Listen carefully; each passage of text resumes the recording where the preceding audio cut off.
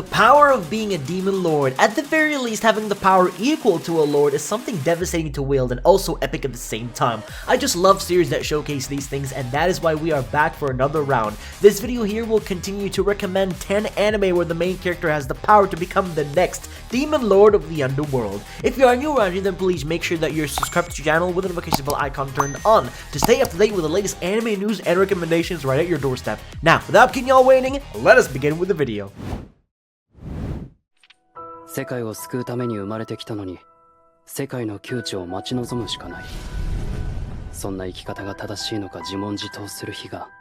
How about we start this list off with an anime I really enjoyed from this year by Studio EMT² called I'm Quitting Heroing. The story of a heroic being named Leo who constantly saved humanity from the wrath of the Demon Lord's army, only to later on get betrayed and exiled for being too overpowered. People just feared that one day he might turn on them, so they did what they had to do to pretty much protect themselves. Leo then joins the Demon Rank's army to rebuild what he destroyed, and keep in mind he is way more powerful than the Demon Lord. It's a very simple story if you ask me, as this anime is mostly all about characters, their interaction, and their personality, which ultimately determines whether you will like this show. It does have many great moments, and I think this is a great starter for this list.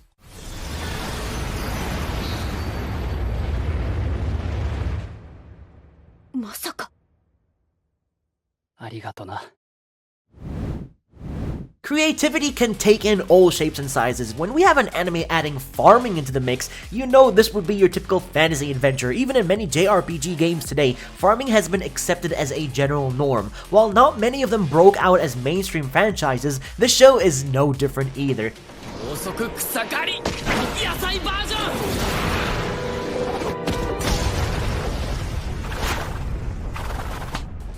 To put it in simple words, somehow gotten stronger when I improved my farming related skills is somewhat of a very niche show. The protagonist has been farming all his life and somehow becomes overpowered by simply using the power of vegetables to almost one-shot mobs and enemies with such ease. It's like he became more powerful than the hero, which is crazy to think about.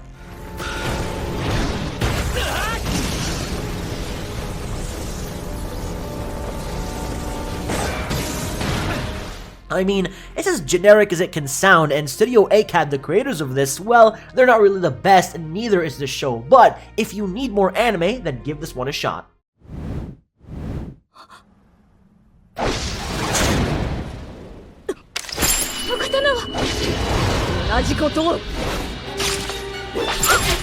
You have your classic reluctant hero, the protagonist named Nura, heir of the Nura clan. He lives a normal life by day and controls an army of yokai by night.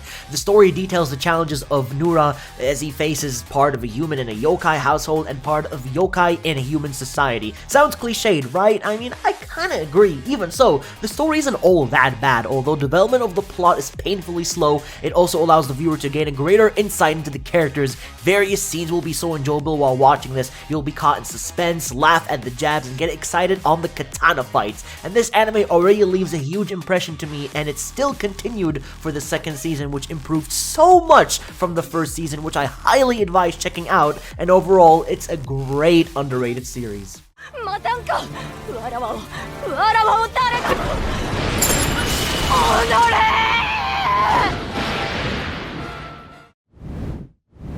Up next on the list is a series by the name of Sword Gai, which is a Netflix adaptation created by Studio Production IG. So there are demons and swords. When a human combines with them, they either turn into a demon or control it and use its power. Well, sorta. The twist is that you have used of the power too much, then it will consume you anyways.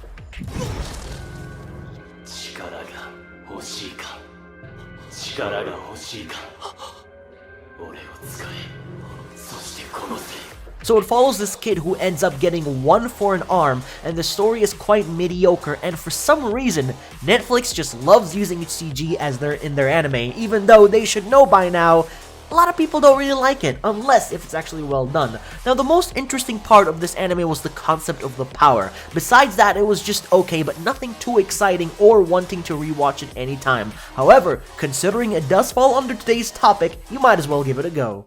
It is on!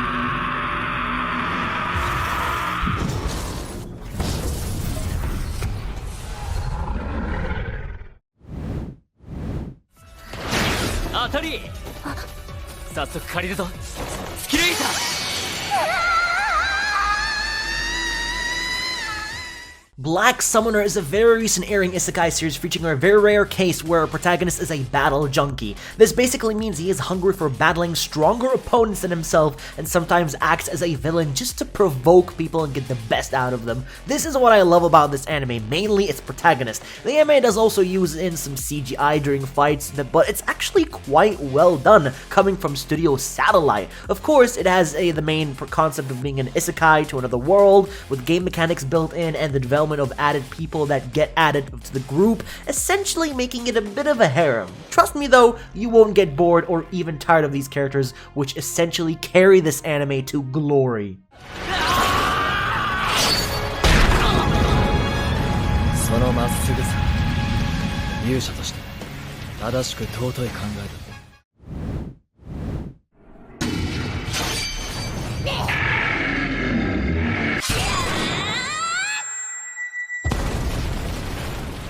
This right here is a Demon Lord focused series of an already existing Demon Lord who decides to reincarnate due to loneliness, yet many people do not know that he is actually a powerful Demon Lord. He even nerfed his powers to match the current world, yet still people are just super weak against him.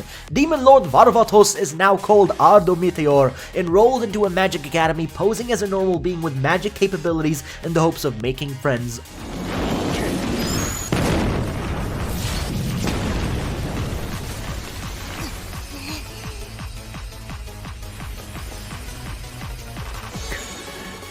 Also, his diversion to abandon his former position as Demon Lord does lead to, some interesting encounters down the line, which you guys will find quite intriguing. It's a fun show, although definitely not the best Demon Lord series, as there are plenty of better ones out there. Hakkenden draws you in through its artwork, its elements of fantasy, and its moments of mystery. It's a very enjoyable anime that kept me watching every day, but it did not give me dying to watch it.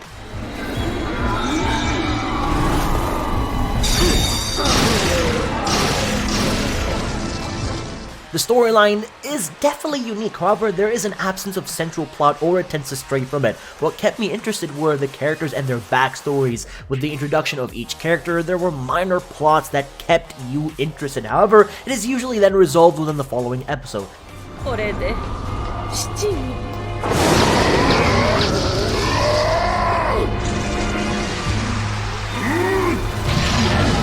It also has good battle sequences, although quite light, a unique power from the protagonist, but it's based on one big-ass puzzle, with what seems to be a very deep story, which is slowly but surely coming together, and by the end, you will definitely see why this anime actually got a second season, which I also definitely recommend checking out after you watch the first one.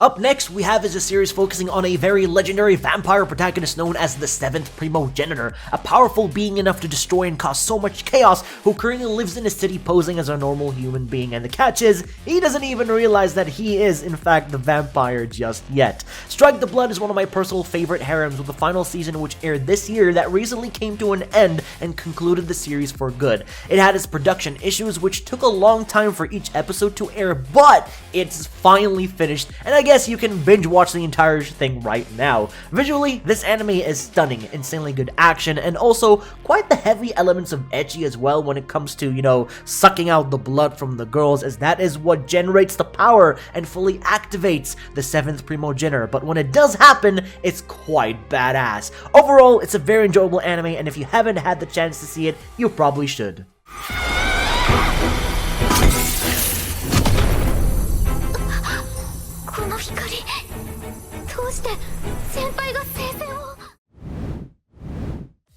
Maou is a truly hilarious anime, and it's filled with so many great characters that it's impossible not to have a few favorites. The characters and the interaction between them all was just well made, and they made the anime so good in my opinion. And even though I must admit that the show has its share of filler episodes, I just adored the characters too much to really mind.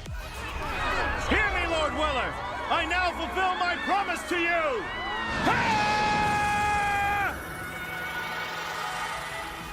Despite the humor, however, this anime does have a serious story and some very intense episodes with a few plot twists and character backstory that isn't so cheerful, especially coupled with Yuri's struggle to bring peace to this new world that he's been crowned king of without resorting to war or fighting of any kind. Yes, Kyokara Maou is lengthy and probably a little cliche, but give it a chance and it just might surpass your expectations.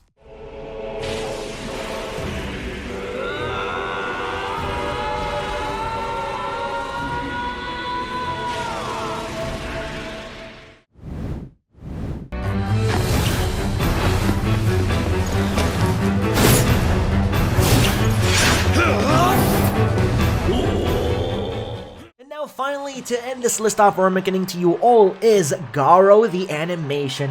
What started off as a slightly clumsy, generally directionless action romp with only a mature tone to differentiate it, eventually came into its own and emerged as a visually stunning, well-written, memorable action drama complete with story, characters, and an emotionally investing plot. Garo truly deserves far more attention than it is getting, and even though it aired a few years back in 2014, Studio Mappa knows exactly how to impress us with their anime production. The story follows a young Makai knight named Leon, who and his father German, who is also actually a Makai knight, and within their roles they have a job to play, and that is to kill the horrors, which are people who have been possessed by dark spirits that threaten the everyday lives of humans. Leon, the main character of the series, still hasn't fully matured yet. He is learning what it truly means to become a Makai knight with his father as his mentor.